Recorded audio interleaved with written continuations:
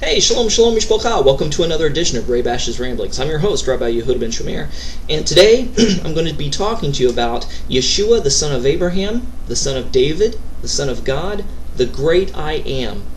We're going to be going to John chapter 8, and let's start with verse 39, and it says, "They answered and said unto him," this is the Pharisees, the Perushim, who are talking, "They answered and said unto him, Abraham is our father. And Yeshua said unto them, If you were Abraham's children, you would do the works of Abraham."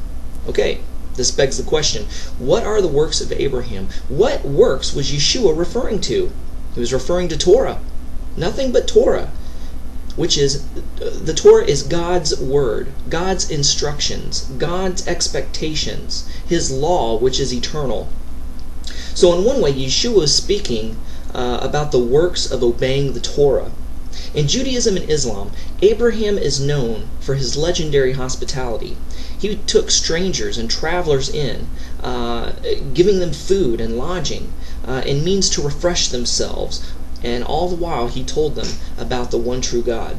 Now, here's an example of what we're talking about here. Genesis chapter 18, verses 1 through 8, it says, "And the Lord appeared unto him," Abraham, "in the plains of Mamre, and he sat in the tent door in the heat of the day. And he lifted up his eyes and looked, and lo, 3 men stood by him." Now, let me just stop right there. According to Jewish tradition, Abraham opened up all 4 corners of his tent, and he would sit in his tent and he would just scan the horizon, looking for travelers. And if he'd see them, he would send a servant out to get them and say, "Hey, come, rest your feet a while, have something to eat, refresh yourself before you go on your way." And when he did this, he was able to tell them about the one true God. Now remember, at this time, most everyone was polytheistic. They believed in many gods, territorial gods. And Abraham was a radical. He was monotheistic. He believed in one God that controlled the entire world, the entire universe. Now back to the passage, it says, "And when he saw them, he ran to meet them from the tent door, and bowed himself toward the ground, and he said, My Lord, if now I have found favor in thy sight, pass not away, I pray thee, from thy servant. Let a little water, I pray you, be fetched, and wash your feet, and rest yourself under the tree, and I will fetch a morsel of bread, and comfort ye your hearts. After that ye shall pass on, for therefore are ye come to your servant.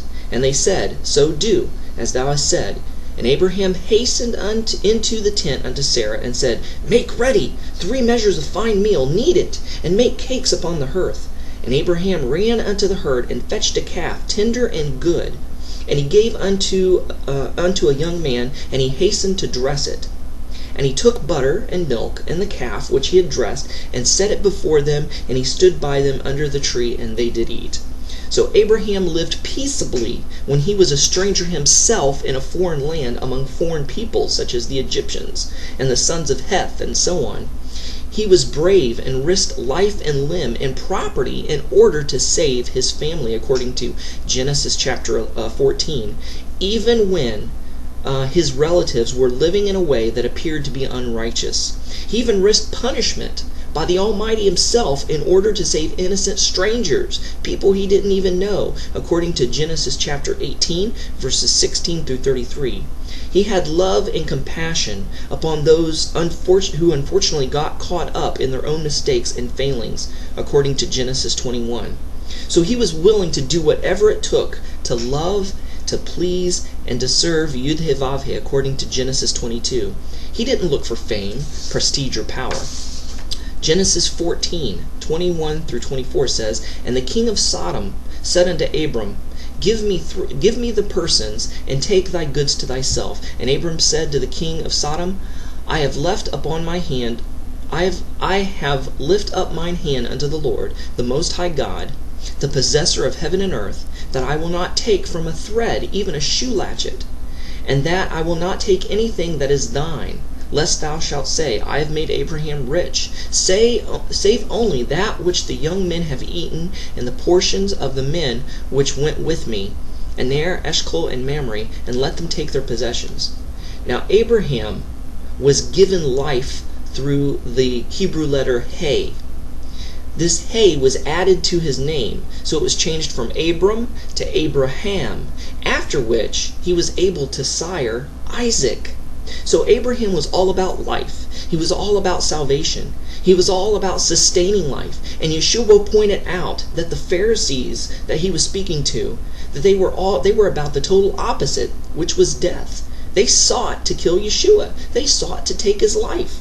John chapter 8, verse 37 and 38, verse 40 and 41a, 42 and 44, it says, I know that ye are Abraham's seed, but ye seek to kill me, because my word hath no place in you. I speak that which I have seen with my Father, and ye do that which ye seen of your father. But now ye seek to kill me, a man that hath told you the truth, which I have heard of God? This did not Abraham. Ye do the deeds of your father. And Yeshua said unto them, If God were your father, you would love me. For I proceeded forth and came from God, neither came I of myself, but he sent me.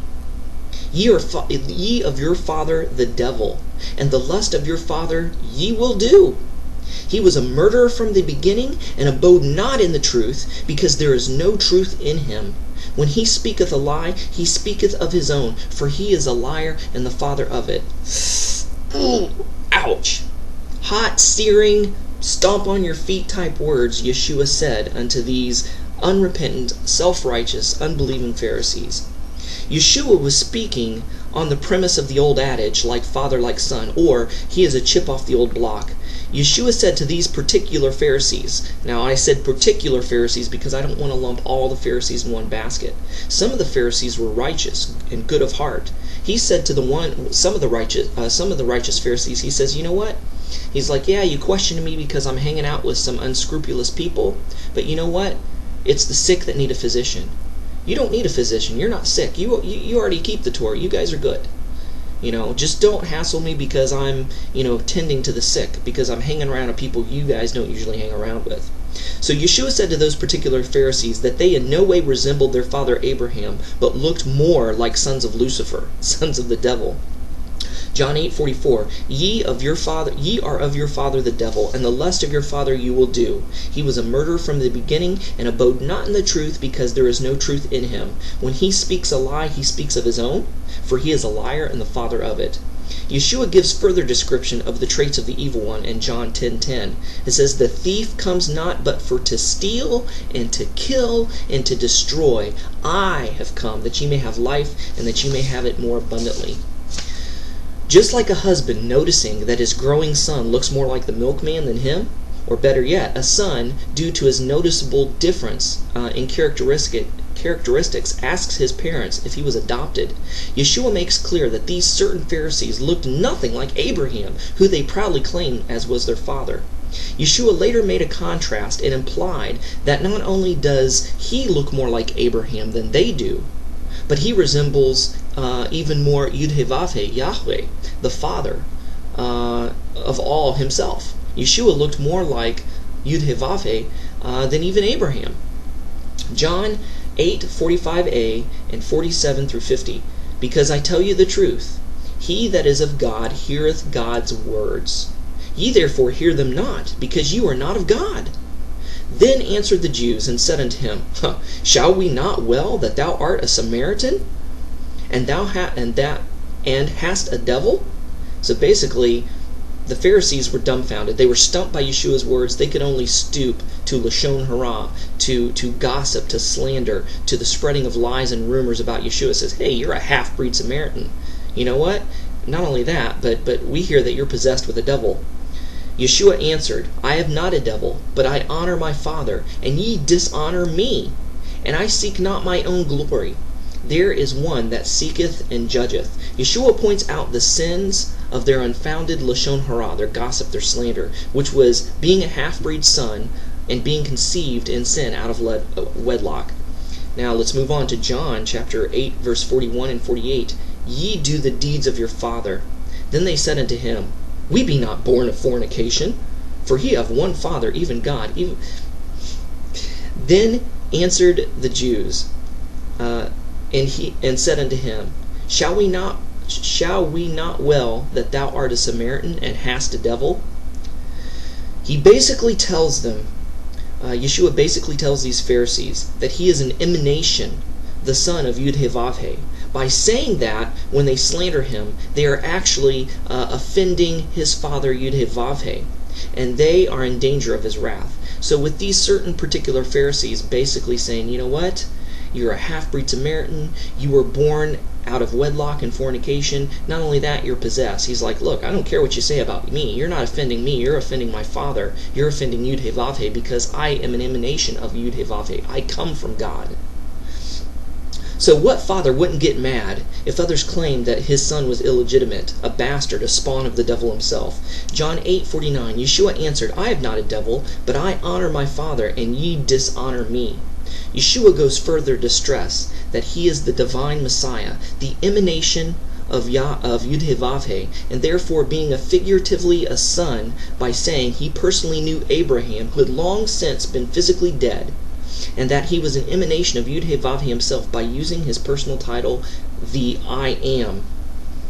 John 8:52 through 58. Then said the Jews unto him, Now we know that thou hast a devil. Abraham is dead, and the prophets, and thou sayest, If a man keep my sayings, he shall never taste death? Art thou greater than our father Abraham, which is dead, and the prophets which are dead, whom makest thou thyself? And Yeshua answered, If I honor myself, my honor is nothing. It is my Father that honoreth me, whom ye say that he is your God. Yet ye have not known him, but I know him. And if ye should say, I know him not, ye shall be a liar like unto you.